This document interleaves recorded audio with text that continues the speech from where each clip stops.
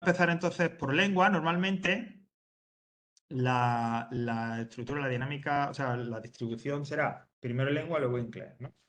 No tiene por qué ser fijo, pero bueno, podemos ir cambiando y demás, pero en un principio tenemos así. Bueno, Gemma no, porque no ha entrado, no ha entrado todavía, pero el resto, si habéis entrado a la de lengua y demás de inglés, veréis que ya habréis visto que el aula virtual, tanto la de lengua como de inglés, y me atrevería a decir que de otras asignaturas, en lo que es el principio más o menos es lo mismo, ¿no? Son estos botones que se distribuyen, o que nos distribuyen, mejor dicho, a esos diferentes aspectos de la asignatura y demás, ¿no? Voy a poner que si no veis los secretos del aula virtual, me voy a poner como estudiante y así no revelamos nada que no tiene que ser revelado. No, pero los secretos ahí, la trastienda de... Bueno, los exámenes están en este ordenador. ¿Ah, sí? Sí.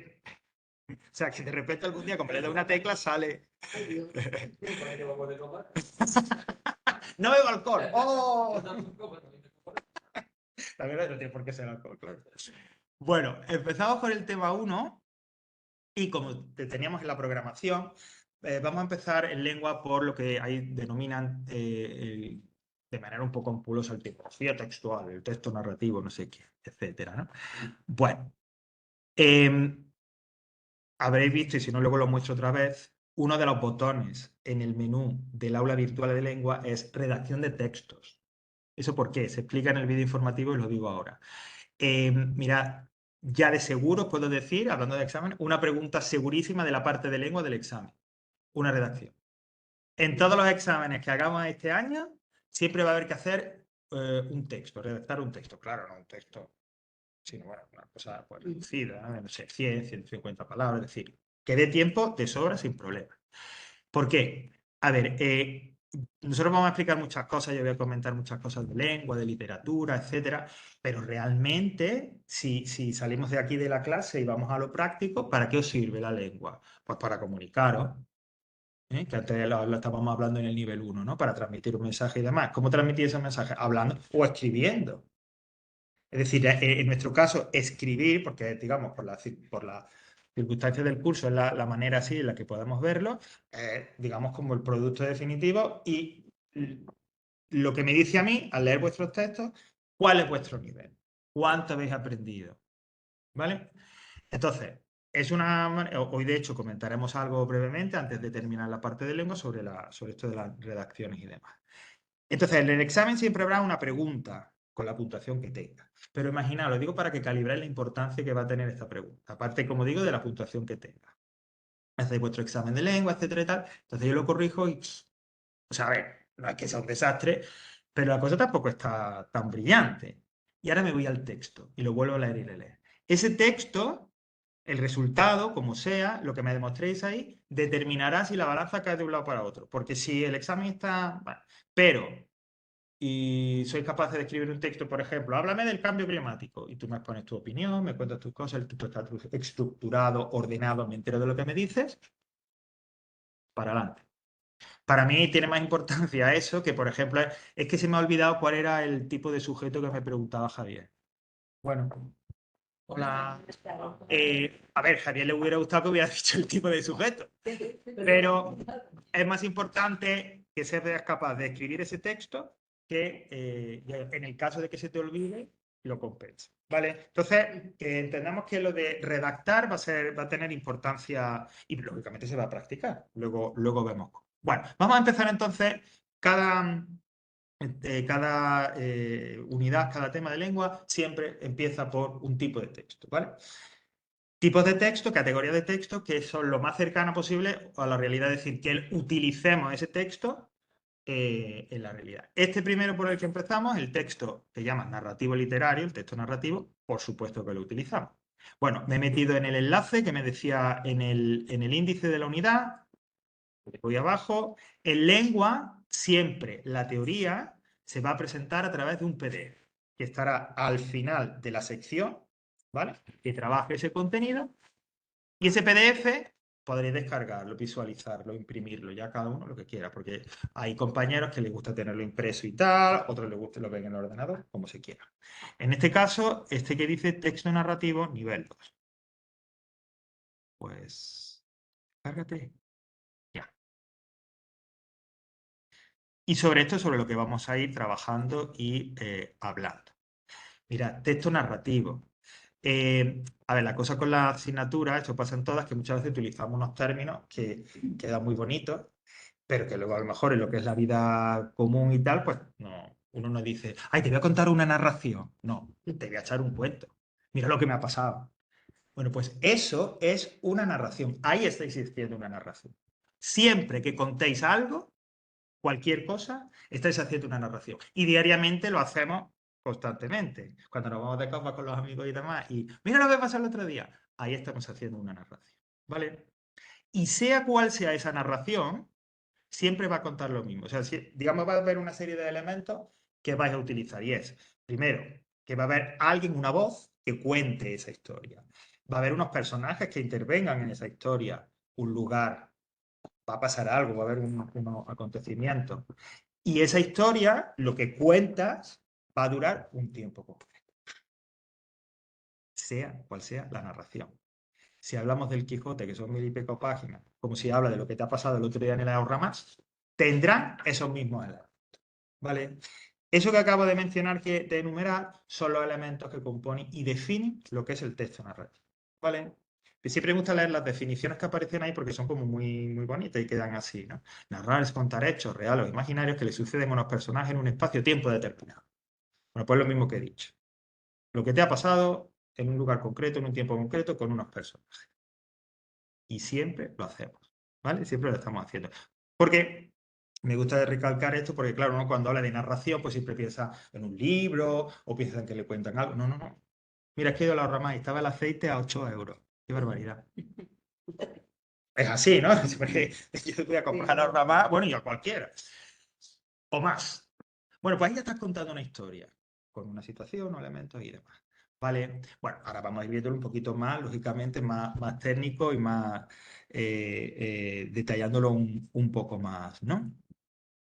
Pero, insisto, sea cual sea la narración que se cuente, siempre tendrá esos 5 elementos que estáis viendo ahí.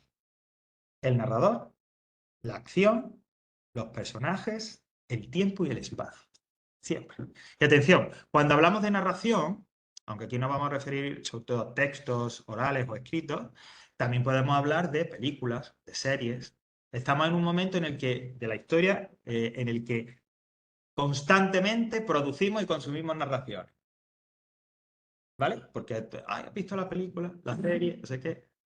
Eso también son narraciones estructuradas, o sea, mediante otro medio, visual o audiovisual, etcétera, pero al fin y al cabo son historias, nos cuentan historias. Esas también tienen estos 5 elementos, ¿vale?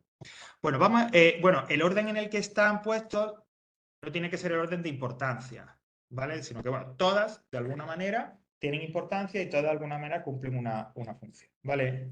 Vamos a empezar por el narrador. El narrador es la voz, quien cuenta la historia. Existe una tendencia a identificar ese narrador, esa voz, con quien escribe la historia. No tiene por qué. O con quien crea la historia. No tiene por qué. Hay veces que sí. Si cuentas lo que te ha pasado durante el día, el narrador, quien lo cuenta, es el mismo que la persona que crea la historia. Pero no tiene por qué ser así siempre. Cuando Cervantes escribe el Quijote, Cervantes no es el narrador, sino que es alguien, una voz, que te cuenta la historia. Pero no podemos identificar Cervantes con el narrador, ¿vale? Insisto, el narrador es la voz que cuenta la historia. A veces podemos identificarla con una persona y a veces, pues no, a veces un ente que está ahí. Lo que sí es cierto es que ese narrador, ese elemento, quien cuenta la historia, es un punto de vista concreto. Y esto es importante.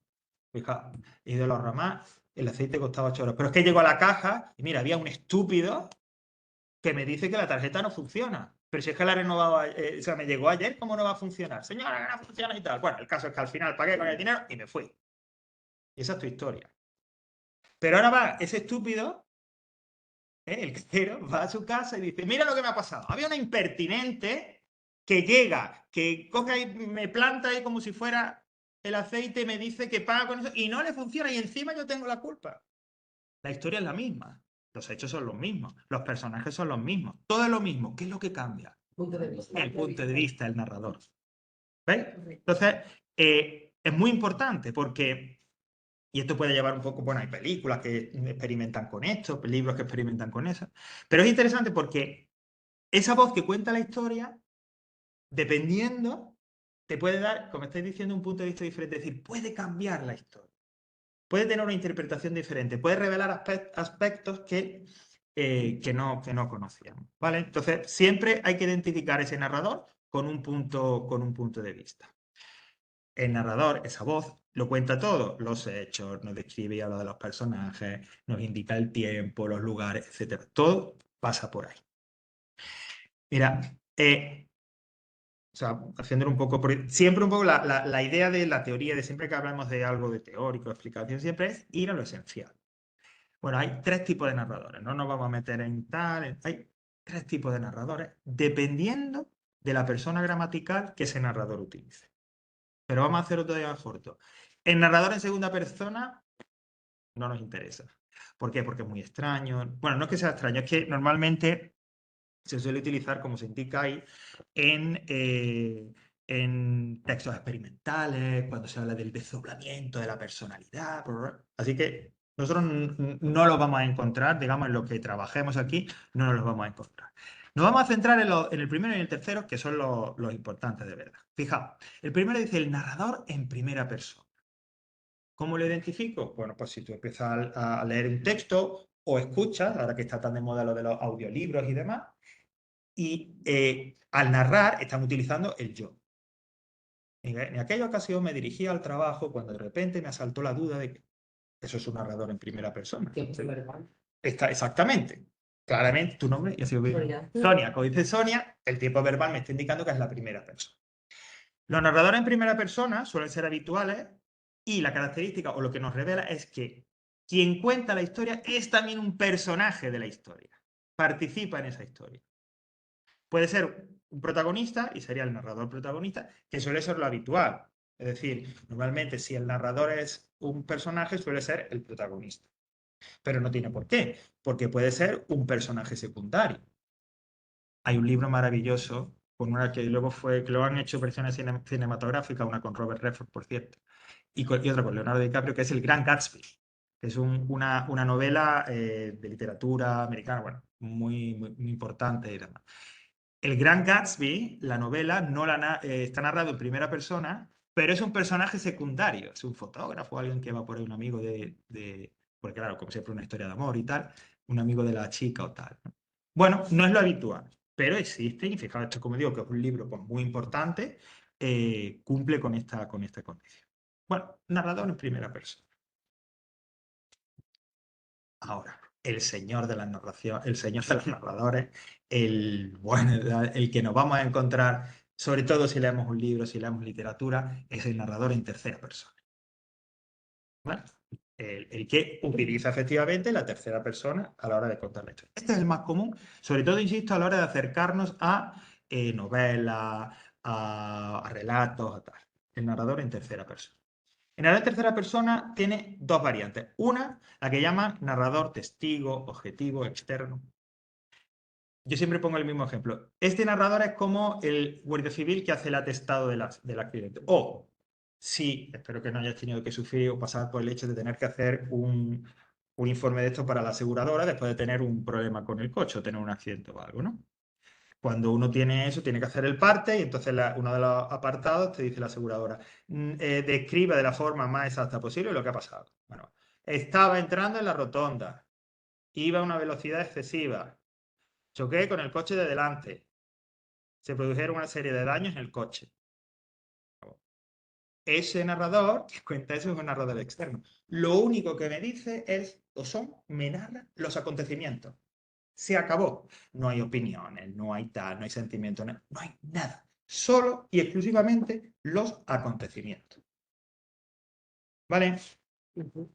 Hombre, en una narración literaria puede pasar esto, pero Pasa que sería un poco como un poco desnudo, ¿no? Porque claro, solo los acontecimientos no me dice nada más, es decir, no sería como atractivo, interesante, pero puede pasar. Narrador, como digo, o testigo, objetivo, externo.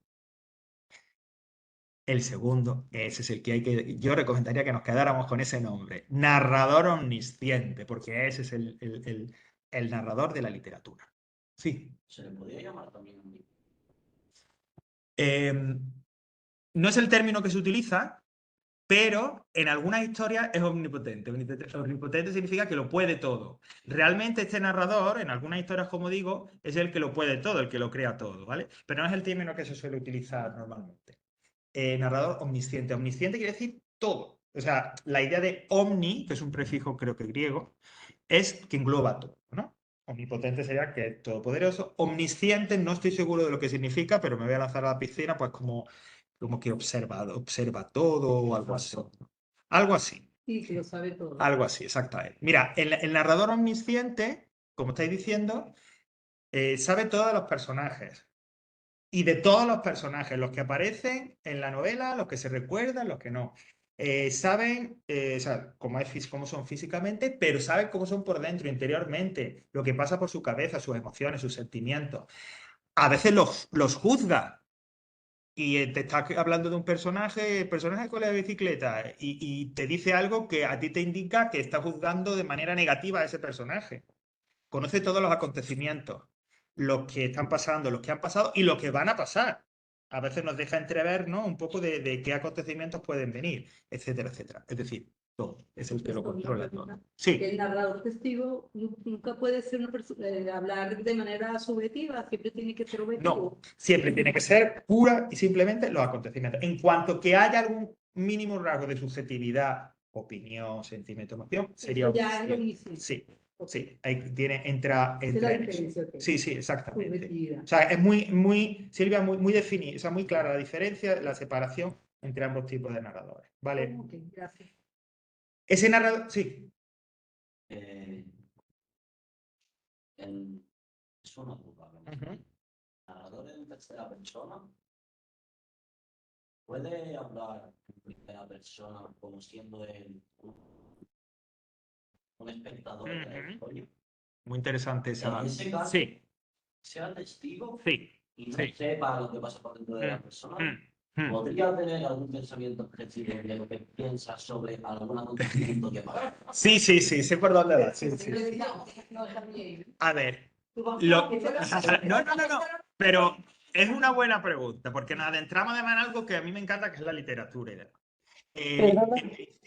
Sí. Hola, perdona. Es que no he oído lo que ha dicho el compañero que está Sí, presente. la pregunta más o menos viene a ser, según yo he entendido, es, el narrador omnisciente puede cambiar, es decir, puede dentro, mientras narra una misma historia, puede convertirse en un narrador testigo o en un narrador que tenga dudas, que realmente pase de saberlo todo a descubrir que hay aspectos o elementos que no sabe. Podría pasar. De hecho, estaríamos entonces adentrándonos en un terreno de una novela más moderna, más avanzada, más compleja. Puede pasar. Y de hecho hay narraciones en las que el narrador parece omnisciente, pero no lo es. A lo que yo me refería a que siendo narrador testigo, Sí. pues a lo mejor describa que esta persona ha hecho tal a esto. Y de Vale. en primera persona de... No, porque si da, es lo que decía antes con Silvia, si el narrador testigo describe un hecho, pero empieza a dar algún tipo de opinión, juzga o algo, entonces ya tenemos que salir de esa categoría.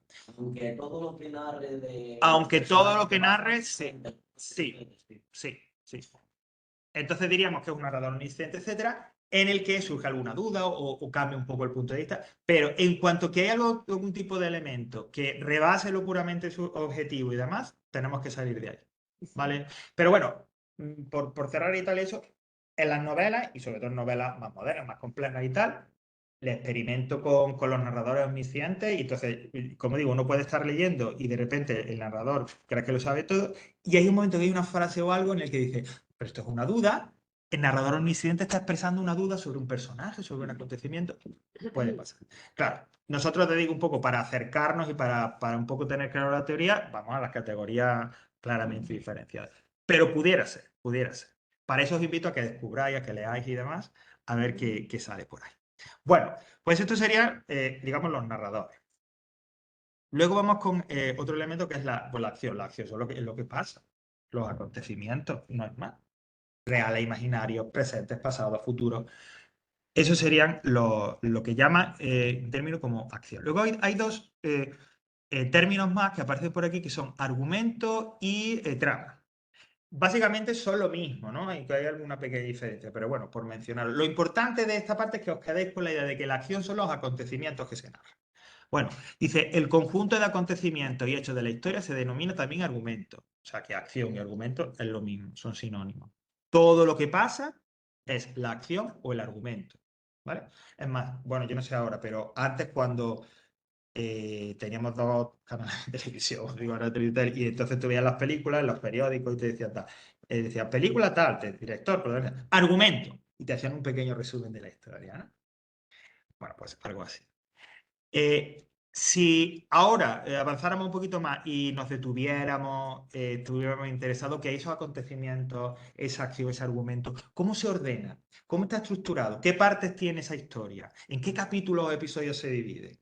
Ahí estaríamos hablando de la trama, es decir, el término específico para referirse a cómo están estructurados y ordenados los acontecimientos sería trama.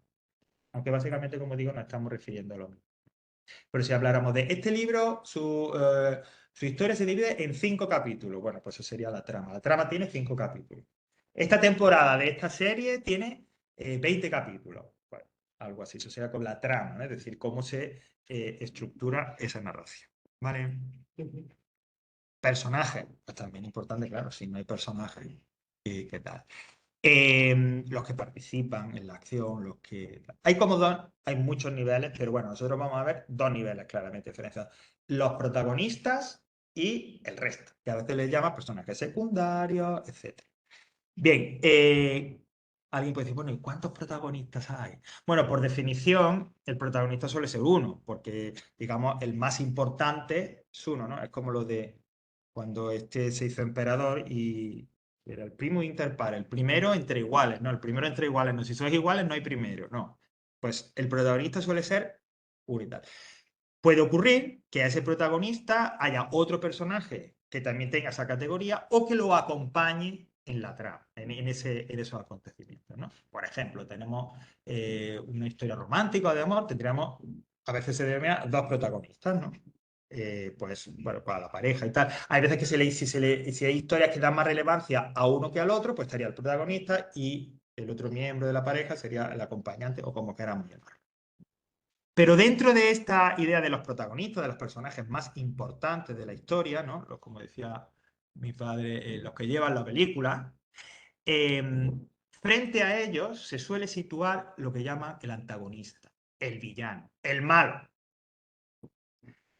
Y está bien situar en esa categoría de protagonista, pero como digo, por un lado, el héroe o los héroes, y frente a ellos, el villano, el malo, el antagonista, etcétera, etcétera.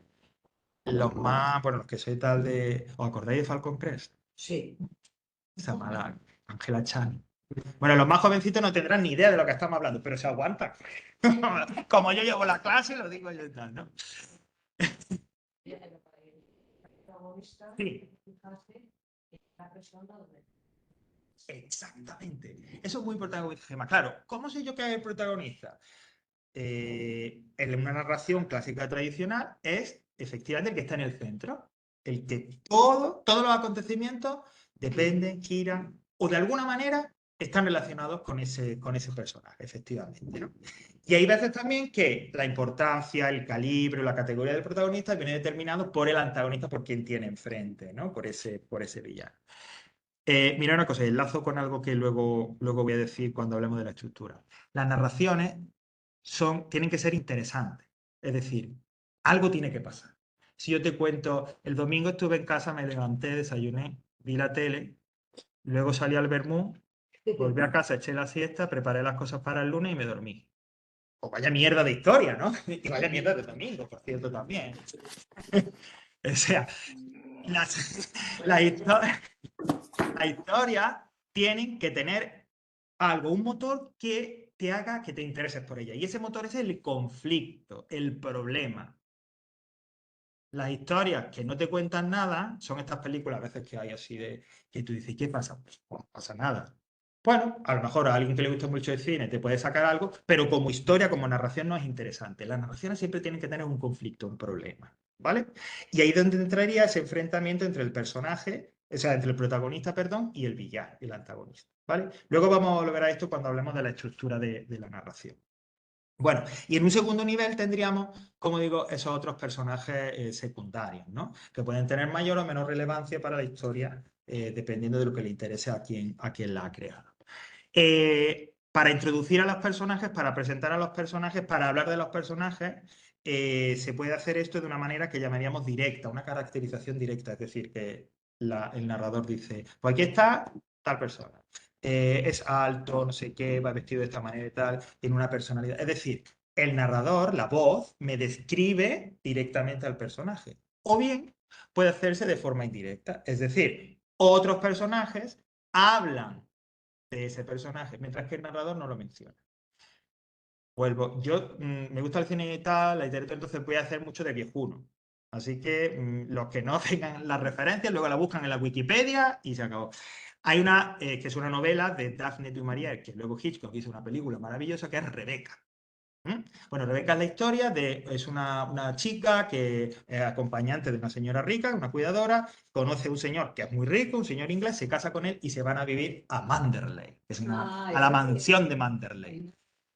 Exactamente. Ok. Durante toda la historia, que es una historia como de misterio, etcétera y tal, el personaje de Rebeca, que es el que da el título de historia, no aparece porque ya está muerto. Esto no es spoiler, esto se sabe desde el principio. Pero es el personaje más importante de la historia. ¿Y cómo sabes tú de Rebeca? Porque todos los personajes van hablando de ella. Bueno, eso sería una caracterización indirecta, ¿vale? Bueno, el tiempo. Pues claro, no, pues el tiempo es importante, claro está. Pero el tiempo, cuando hablamos de narraciones, se ve desde dos puntos de vista. De un lado, lo que dura la historia que se cuenta. Es decir, pues dura un año. Si es lo del Señor de los Anillos, miles y miles de años. O, por ejemplo, una de las grandes novelas de la literatura inglesa, que aunque la gente lo diga, nadie es capaz de leer porque es un coñazo, que son más de 1000 páginas, que es el Ulises, de un escritor irlandés que se llama James Joyce, que es un ladrillaco así. Pues ese ladrillaco así te cuenta un día, son 24 horas. Y toda esta historia, insoportable, 24 horas, ¿no? Bueno, pues depende de, como digo, de la narración, podríamos hablar del tiempo que dura esa historia. Pero a su vez tendríamos también un concepto que llamaríamos, o que podría denominarse tiempo subjetivo, que es, y ahí entraría el lector, ¿no? Y es, ¿qué impacto tiene esa historia? Porque de repente es una pequeña historia de 50 páginas, pero lo que te provoca, el mensaje que te transmite, cómo te afecta esa historia, hace que una lectura que puede ser 20 minutos se convierta en algo que no acaba. Es decir, cuando se lee, o sea, hay un escritor que escribe la historia, ¿no? Que la publica y luego el lector la recoge y la lee y la hace suya. Por eso muchos escritores dicen que en realidad ellos escriben la historia, pero quien las completa son los lectores. Y luego cada lector tiene su experiencia propia con ese texto. Por eso los libros, así sea el clásico y demás, pues hay algunos que gustan, otros que no gustan. Hay gente que le gusta mucho un libro y ese mismo libro a otra persona le repugna, porque al fin y al cabo. Pues bien, ese efecto también puede tener un efecto, digamos, temporal.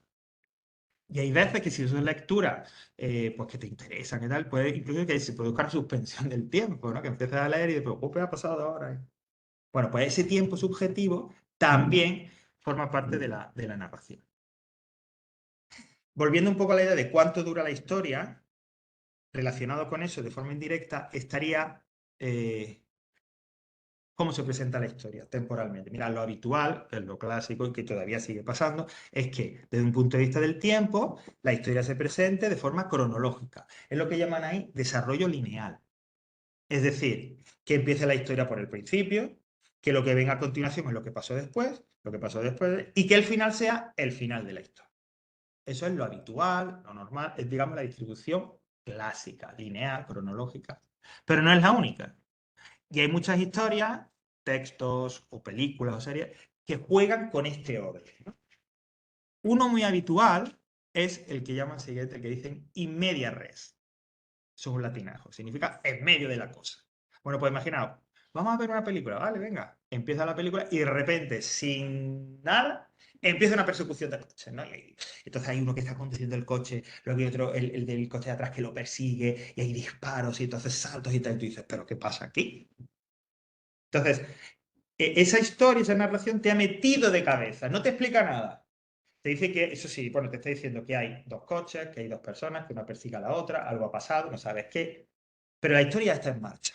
Cuando termina esa primera escena, empiezan a contarte qué es lo que ha pasado. Es decir, empiezan a narrarte hechos que explicarán por qué ha empezado así la historia. Normalmente esas explicaciones se situarán en el pasado, es decir, habrán ocurrido antes de esa primera escena. Exactamente. Eso es lo que se llama flashback. Entonces, normalmente estas historias que empiezan de esa manera, es decir, con la historia ya comenzada, luego se van componiendo, están compuestas o estructuradas con lo que llaman flashbacks. Flashback es una vuelta al pasado, una vuelta hacia atrás. ¿Vale? Esta de Rebeca tiene flashbacks, pero orales, no se ven escenas y tal, sino cuando todos esos personajes recuerdan y comentan de ese personaje de Rebeca, que ella falleció, están volviendo al pasado. Están reconstruyendo la historia. ¿Vale? Evidentemente, estas historias en las que se altera, como estáis viendo, la estructura temporal, es decir, en la que el principio de la historia ya ha empezado la historia y es luego que me van reconstruyendo la historia, ¿vale? Que me van contando cosas que me ayudan a entender cómo ha empezado la historia, requiere más atención por parte del lector o por parte del espectador. Pero también resultan más interesantes, ¿vale? Resultan bastante más interesantes. Ahora me he acordado, porque ayer mencionaba en otra clase una película que, digamos, lleva esto como a un extremo, ¿no? Y no me acuerdo del título, se llama Memento. La historia empieza con un personaje. ¿Alguien la conoce, esa película? Sí, sí, Javier, yo la he visto, sí. yo la he visto. Ah, Christopher ok. Nolan. Exactamente, es de Christopher Nolan, que ahora está tratando de decir con Oppenheimer. Pues creo que si no es la primera, es de las primeras. Entonces, creo recordar. Muy buena película. Y es algo así, ¿verdad, Iván? Empieza como que el personaje, empieza de repente como en un o algo y hay un personaje que está tatuado completamente. Porque se le olvidan las cosas. Y Tiene amnesia. Ok, y se iba ahí está, ¿no? Memento, que eso es un latín, que es recordando, tengo que recordar, hay que recordar. ¿Vale? Bueno, pues eso es un ejemplo extremo de este tema. La película, como está diciendo Iván, es interesantísima, pero hay que verla hasta el final, ¿eh? Y tal. Otra película, Sí. Javier, que Sí. también entrelaza muchas historias, la de Tarantino, Pulp Fiction, también. Ah, perfecto. Fíjate, estamos ya además avanzando en la complejidad, ¿no? Efectivamente. Pulp Fiction, de otro director muy importante, que Quentin Tarantino. Efectivamente, como dice Iván, aparte de utilizar esta técnica de más o menos meterte en la historia empezada, o sea, complica aún más la cosa porque hay diferentes historias y se va saltando de una historia a otra. Pero llega un momento en que tú descubres que esas historias están entrelazadas de alguna manera, ¿no? Entonces, como veis, el juego con la distribución de los acontecimientos, el tiempo y demás, puede dar lugar a historias muy interesantes. Pero claro, lo que digo, cuanto más compleja es la narración, pues más atención hay que prestar. ¿Vale? ¿Alguna pregunta? Que yo hablo y hablo y hablo. Vale. Bueno, estáis interviniendo, ¿no? O sea que genial. Bueno, vamos a pasar para ya terminar esta parte y demás. Ay, perdón, ayer se me olvidó igual. El espacio, que es como el hermano pobre, ¿no? Porque hay muy poco que decir. El espacio es, pues, el lugar o los lugares reales o imaginarios donde se desarrollan los acontecimientos, ¿vale? Es que tampoco hay mucho más que decir. Pero bueno, tiene su importancia, ¿no? Quiero decir, hay lugares y demás que se convierten en un personaje más o una parte importantísima de la historia, ¿no? Si os gusta la saga de Harry Potter y demás, pues Hogwarts es importantísimo, fundamental, ¿no? Dentro de esa saga. Pero bueno, el espacio, los lugar o lugares, porque digo lugar o lugares porque puede ocurrir que sea que toda la historia se desarrolle en un solo sitio, ¿vale? Entonces estaremos ahí casi que bordeando el teatro, o que se desarrolle en múltiples sitios, ¿vale? Ahora sí. Como digo, para terminar vamos a cerrar con algo que ya nos remite a, porque bueno, esto que hemos estado comentando, hemos dicho, puede ser una narración audiovisual, un texto, pero esto de aquí aunque también se puede aplicar a lo audiovisual, ya nos remite algo a un texto, es decir, a algo escrito u oral, ¿no? Mira, durante el curso que vamos a hablar muchas veces de estructura de texto, siempre que se hable de estructura es cómo se ordena el texto, qué partes tiene que tener el texto para que sea de ese tipo. En este caso, qué partes tiene que tener el texto narrativo para que sea un texto narrativo. ¿Cómo ordeno yo eso, no? Y si tengo que escribir una historia, ¿qué hago? Bueno, muy sencillo, 3 partes. Planteamiento, nudo, desenlace. Así la historia tenga 20 líneas, como si son, por ejemplo, los 42 libros de los episodios nacionales de Galdós, creo que eran 42 o 43, todos se someten a esta estructura. El planteamiento es, y todas tienen igual de importancia, ¿vale? El planteamiento es el inicio y es la presentación de la historia. Es decir, el narrador, la voz que cuenta la historia, se la tiene que apañar para presentar los elementos relevantes de la historia. Es decir, tiene que presentarnos los personajes, al menos los más importantes, los lugares o los lugares relevantes. Tiene que presentarnos más o menos el tiempo en el que se sitúa, ¿no? Dar una idea, ¿no? Y tiene también que hablarnos de cuáles son los acontecimientos. Más específicamente, cuál es ese problema, ese conflicto que luego se va a desarrollar y que va a hacer que nos interesemos en la historia. ¿Vale? Todo eso tiene que estar en el planteamiento y se hace. Lógicamente luego hay como todo, pero si estamos hablando de un escritor, un director o tal habilidoso, se puede hacer en muy poco tiempo. A continuación, después del planteamiento, vendrá lo que llamamos el nudo, que es parte del leo, es decir, es la parte más extensa de cualquier narración. El nudo es cuando se nos cuenta qué es lo que pasa, el desarrollo de los acontecimientos. ¿Qué pasa con ese problema, con ese conflicto que se plantea? ¿Cuáles son los elementos que está pasando? ¿Cómo se desarrolla? ¿Hay problemas? ¿No hay problemas? ¿Pasa esto? ¿Pasa lo otro? Eso se comenta, se explica en el nudo. Insisto, materialmente es la parte más extensa, es lo que ocupa mayor, mayor espacio en cualquier narración. Y por último, el desenlace, el final. El desenlace puede ser, no me digas que no funciona, puede ser tan importante. Disculpa un momento. Si tengo aquí, se te vuelve. Bueno, digo que el desenlace, el final de la historia, a veces es tan importante que es capaz de arruinar la mejor de las narraciones. Si no se sabe terminar la historia, el sabor que le deja al espectador o al lector es tan amargo que te dice, con perdón de la vulgaridad, aunque quede grabado, esto es una mierda. Es así, es así. O sea, fijaos hasta qué punto llegué. ¿Por qué? Porque el final, el desenlace, tiene que cerrar, tiene que dar respuesta al problema que se plantea. Es decir, si por ejemplo estamos hablando de es una historia romántica en la que al principio pues la familia de él no la quiere a ella, entonces lo separa. Y luego te cuentan todo lo que ocurre para acercarse. Y el final de la historia tiene que ser que ellos se reencuentran. Y tal, y se quedan juntos. Tiene que ser así. Y tiene que darse una solución al problema que se plantea. Si no, si se deja abierto, si no queda claramente, si tal, entonces... Mira, hay un género que a mí me gusta mucho, que es el género de terror. El género de terror, en mi humildísima opinión, uno de los problemas que tiene muchas veces es que cierra la historia fatal. Es que cierra las historias fatal, porque realmente no sabes qué pasa al final. No sabes si...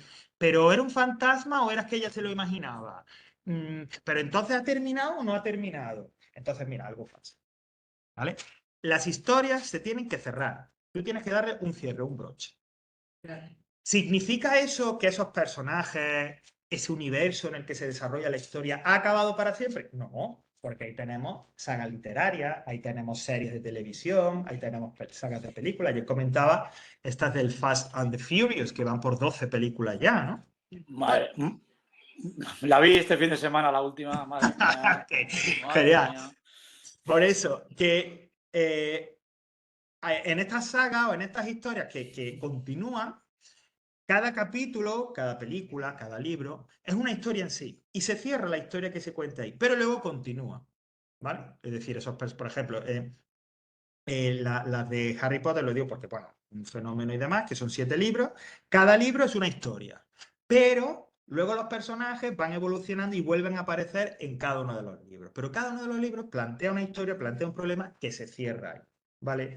Toda historia tiene que cerrarse. Si no, como diría mi tierra, a la mierda. Lo preguntaba, Javier. Sí, La tarea que mandaste Sí. tiene que tener esas 3 partes. ahora hablamos de ello, porque voy a comentar el ejercicio también. Dime, Almudena. Sí, mira, como has comentado que te gustan las pelis de terror y a mí también, eh, las de Insidious, la saga Ajá. Insidious, Sí, la última que han estrenado, o sea, hay como 3, creo, y luego la y la última que han última que... estrenado Sí. es una continuación de la segunda, o sea, ¿cómo se Ajá. llama eso? Yo no... o Pues sea, bueno, o sea, cuando hay una historia original y empieza, y a partir de esa historia hay otras partes y demás, es lo que se llama secuela. ¿Vale? vale, que no tiene nada que Secuela. ver. En este caso, la secuela, lo que pasa es que se sitúa, digamos, pues no es, digamos, pues si hay 3 películas, no es la cuarta, sino que estaría entre una y dos, ¿no? Hay veces, rizando el rizo, que la continuación de una historia, tanto si es un libro como una película, temporalmente se sitúa antes. Y entonces le llaman precuela. Bueno, No recuerdas. Javier, ¿y el spin-off? ¿Los el spin-off? spin-off es, hay una historia con un protagonista y unos secundarios, pero de repente uno de los secundarios, pues resulta que es muy interesante y demás. Y entonces dicen, pues voy a contar una historia con ese secundario. Y entonces Como sacas ese protagonista, secundario, entiendo. se convierte en otra historia en protagonista y eso es lo que llaman el spin-off. Spin-off es dar vuelta, ¿no? Bueno, Con sí, los sí. personajes de Marvel, por ejemplo. Ajá, por Sale el Hombre ejemplo. Araña con Y otro tal, exactamente. Todos estos términos, precuela, secuela, spin-off, son términos que vienen de la industria americana, ¿vale? Que son los que... Lo que pasa es que nosotros lo hemos adaptado así, ¿vale? Ok. Bueno, pues esto sería Vale. la narración. Hasta aquí hablaríamos de la narración. Pero vamos a ver ya que ha salido además lo de los ejercicios, ¿no? que comentábamos. Y hablo también pues de esa propuesta que decía de escribir. Bueno, antes de pasar a eso, siempre que hablamos de teoría, siempre, aparte de la teoría, yo os voy a proponer práctica de alguna manera. Práctica que poder llevar a cabo por vuestra cuenta y demás. ¿Por qué? Porque siempre se ofrece un ejercicio, una propuesta de trabajo y la solución. En la mayoría de las ocasiones, sobre todo en lengua, en inglés podemos trabajar, pero en lengua en la mayoría de las ocasiones no habrá tiempo para hacerlo aquí, salvo cuando llegamos a la sintaxis. Pero antes no habrá tiempo, ¿no? En este caso, para que os acerquéis a una historia y al análisis de una narración y que veáis un poco, oye, ¿y cómo puede preguntar Javier esto en el examen, ¿no? Pues ahí tenéis una propuesta, ¿no? Hay un PDF que llama El pueblo del agua, que es una historia, y esa historia te la cuenta y luego hay una serie de ejercicios. En el otro archivo, el que dice solución el ejercicio al pueblo del agua, pues son las respuestas a ese, ¿no? Y entonces ahí hay una serie de ejercicios en el que trabajan con, oye, ¿cómo es el narrador aquí? Dice estas frases son verdaderos o falsos, que son tipos de ejercicios que pueden ser en el examen. Es decir, que de esa manera se podría preguntar las cosas en el examen. Porque en el examen nunca va a haber teoría. Es decir, yo no te voy a preguntar, dime las características del texto narrativo. Y tú, el texto narrativo se compone... No, mira, yo rollos de eso no. Pero sí te puedo decir, léete este mini texto. La parte subrayada, ¿a qué parte de la estructura del texto narrativo corresponde? Corresponde al planteamiento porque es el principio. O corresponde al desenlace porque cierra la historia. Eso sí. ¿Vale? Bueno, pues para ir acercándose a eso, ahí tenéis lo del pueblo del agua. Vale, y ahora salgo. Vamos bien de tiempo. Y dentro de esos ejercicios, que aunque, como digo en el vídeo ese, aunque aquí pone ejercicios obligatorios, pero no son ejercicios obligatorios, ¿vale? 80% el examen y 20% el otro trabajo que se haga de lengua y demás. Bueno, insisto, que están marcados como ejercicios obligatorios, no son ejercicios obligatorios. En este caso, el ejercicio que se os propone y que si lo hacéis y lo entregáis, se evalúa. La evaluación no es si está bien o mal, la evaluación es ver el ejercicio, hacerlo completo y entregarlo. Y ya con eso está, ¿vale? Bueno, pues es sobre el texto narrativo. En esa fecha. Sí, del 25 de septiembre hasta el 14, en ese rango de tiempo, cuando queráis. Entonces, dice, bueno, hay un archivo PDF con 2 textos y se dice primero, bueno, pues léete los textos y responde a estas preguntas. Estas preguntas son para los 2 textos, ¿no? Pues señala la estructura, qué tipo de narrador, cuáles son, ¿vale? O sea, preguntas que perfectamente, tipo de cosas que se os podrían preguntar en el examen. Sí, sí. Los textos empiezan do y el Sí, es que están más, efectivamente, como dice Silvia, Sí. y alguien me lo ha comentado también y lleva razón. Cuando descargué el PDF son 2 textos, pero uno es texto 2 y texto 3. Entonces hay algunos compañeros me han dicho, oye, ¿el texto 1 qué pasa? No, es que bueno, ahí se tomó así de esa manera, pero son solo esos 2 textos, ¿vale? Pues entonces yo me leo esos textos y respondo a esas preguntas, las 4 primeras preguntas. Y la última es la primera propuesta de narración, o sea, de redacción, perdón. Escribe un texto narrativo, 150 palabras. ¡Oh, ¡qué barbaridad! Si os ponéis a contar 150 palabras son 6, 7 líneas, no mucho. Donde cuentas una historia a partir de esta frase. Escribe lo que te dé la gana, lo que sea. Lo único requerimiento de este ejercicio es que la primera frase tiene que ser esta. El coche del asesino corría por la autopista a toda velocidad. Y tú a partir de ahí, hazlo. ¿Puede ser en PDF o a mano? Como tenemos tiempo, explico ahora cómo podemos entregar el ejercicio, ¿vale? Como os dé la gana, como queráis, ¿vale? De lo que sea y demás, ¿vale? Alguien dice, sí, ok, genial, pero yo es que pues hace mucho que no escribo textos o no sé, me da un poco de... ¿No habrá alguna guía, algún sitio donde yo pueda mirar? Pues sí que lo hay. Si os vais al índice de lengua, el último botón dice redacción de textos. ¿Vale? ¿Veis? Redacción de textos. Pues yo pulso ahí. Esto va a ser un lugar de consulta, de tal, es decir, esto no es ni para estudiar, ni esto va a entrar en el examen, ni nada. Sino que aquí se podrá actualizar, pero ya tenéis contenido. Y entonces, como digo, es un lugar de consulta en el caso de que estéis a veces perdidos en la redacción, cómo escribir, qué aspecto, qué no sé qué, aquí me queda estancado, cómo empiezo, cómo acabo. Bueno, ahora mismo lo que tenéis es ese link que dice guía para la redacción y os lleva a una página en donde de forma muy clara, muy sencilla, con ideas, haz esto, haz esto, haz esto, te introducen en esto de cómo hacer una redacción, ¿vale? Bueno, veis que tenéis ahí como un índice, etcétera. Lo más relevante es el de la parte de aprende a redactar y veamos un ejemplo. Porque en la de aprende a redactar, pues ahí te dice que la redacción, y veis, tenéis pasos para redactar y pautas para redactar. Pero no os penséis que se enrollan, no, fijaos. Pasos para redactar. Haz esto, haz esto, haz esto, haz esto y haz esto. Pauta o normas que me pueden servir para redactar. Haz esto, haz esto, haz esto. Es decir, todo, cuidado. De repente no necesitamos ver nada de esto. Pues no veo nada de eso, ¿eh? Eso es, como digo, para... Bueno, yo le echaría mínimamente un vistazo para ver si me puede servir, porque a lo mejor me sirve, a lo mejor alguna idea me puede ayudar a mejorar, ¿vale? Bueno, pues que sepáis que contáis ahí con esa guía. Y la de veamos un ejemplo, pues proponen un tema, en este caso creo que es hablar de las vacaciones, y te va llevando por las distintas fases que idealmente debería uno seguir para hacer un texto y te dice, pues aquí puedes hacer esto de esta manera, aquí puedes, ¿vale? O sea, que es algo práctico para que lo podáis utilizar en caso necesario.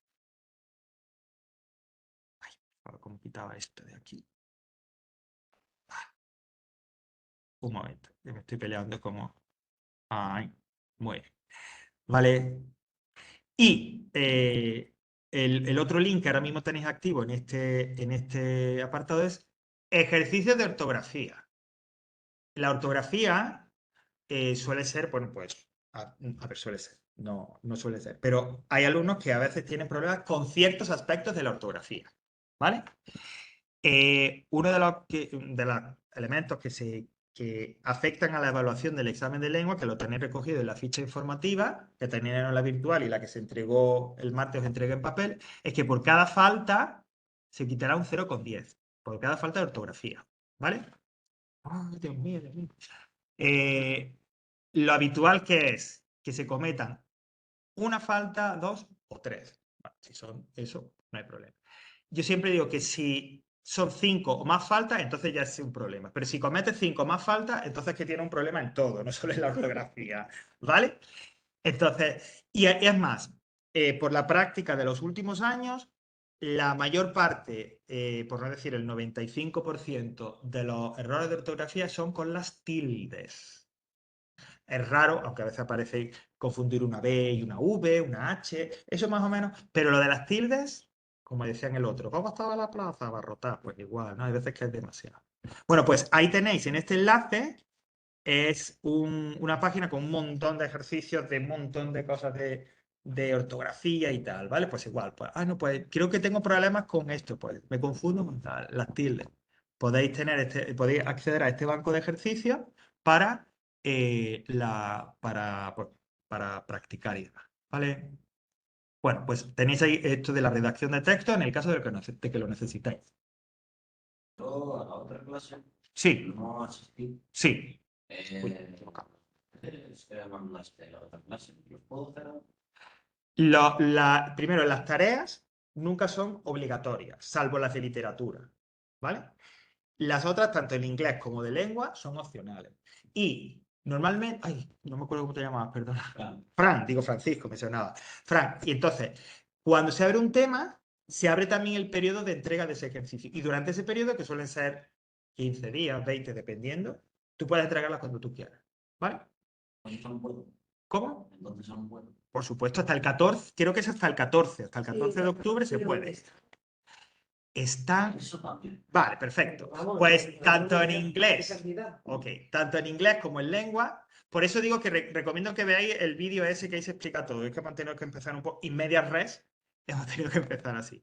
Tanto en inglés como en lengua, los ejercicios que se os proponen están en la sección, en el banner que tiene un color salmón, que dice ejercicio obligatorio o evaluation, y ahí están, ¿vale? Se os pone cuál es el tipo de ejercicio y la fecha de entrega.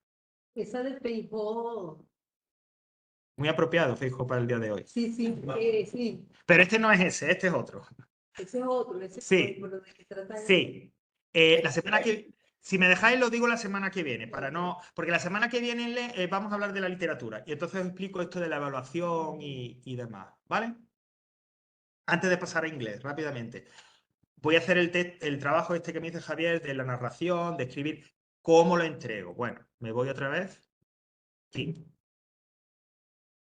Y digo, ok, ya he leído, he descargado los textos, más o menos, y demás. Vale, ¿qué hago? ¿Cómo lo entrego? Pues me voy abajo del todo y me voy a donde dice agregar entrega, ¿vale? Perdona, esto es que no estoy matriculada, ¿no? Pues no, es que no te debe aparecer lo de Rocío, porque tienes No. el Javier. Claro, es que no estoy matriculada. Me lo dijo la tutora. Claro, eso, porque no debería de aparecer ahí Yo le doy el la- enlace. A secundaria. Sí, Es que es nivel secundaria- 2, es nivel 2, distancia tarde. Vale. Ese es el que tenéis que tal y el enlace os tiene que salir. De repente está poniendo Ajá. otro horario. Bueno, entonces yo veo el ejercicio y tal, digo, pues lo voy a hacer, empiezo, no sé, a lo mejor hago un esquema, un esbozo en papel, etcétera. Vale, ok, ya más o menos lo tengo preparado. Agregar entrega. Pero es que no lo he terminado. Tú darle a agregar entrega. Espérate, que te explique. Me vuelve a aparecer el ejercicio. Los ejercicios, o bien te aparecen directamente en el aula virtual, como son estos, o a lo mejor es un PDF. Bueno, aquí también hay un PDF, ¿no?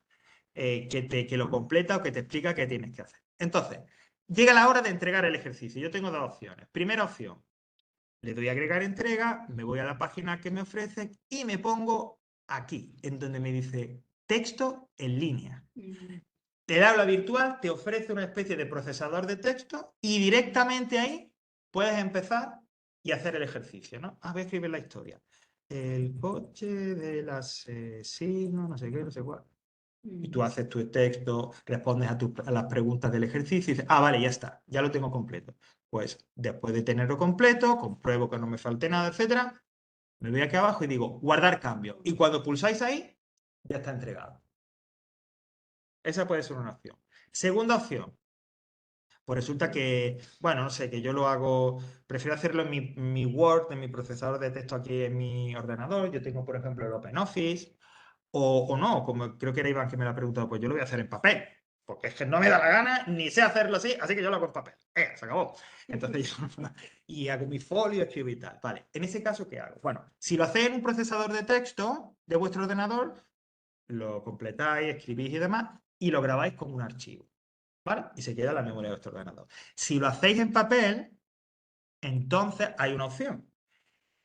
Pero tiene varios pasos más. El primero, una vez que lo tengáis completo, es convertirlo en PDF. ¿Cómo? Utilizando aplicaciones que escanean ese folio o ese papel, ¿vale?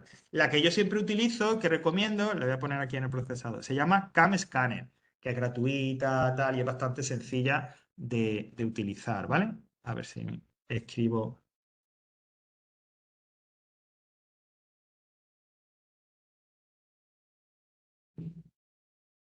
Sería CamScanner, tal cual. Lo buscáis bien en la tienda de iOS si es Apple o en la de Google Play, ¿no? No me acuerdo. Bueno, la de Google si es Android, ¿no?